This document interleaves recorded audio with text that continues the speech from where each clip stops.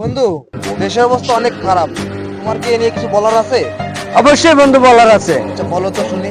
দেশের যে পরিস্থিতি ধরছে বন্ধু, 1 মাসের শ্রমিকে গার্মেন্টসে কাজ করে রোজা রাখে, একদিনের জন্য ঈদ করার জন্য, ফ্যামিলি নিয়ে ঈদ করার জন্য বাড়িতে যায়। এটা তো দুর্নীতি।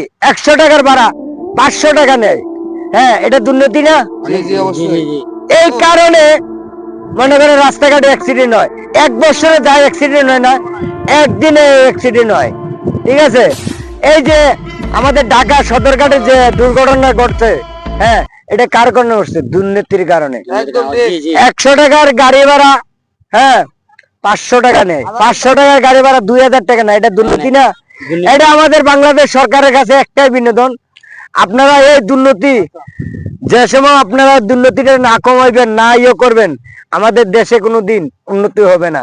এটাই আমাদের ভালোবাসা। আর ভিডিওটা ভালো লাগলে লাইক কমেন্ট শেয়ার করবেন, আর 10 জনের দেখার সুযোগ করে দিবেন।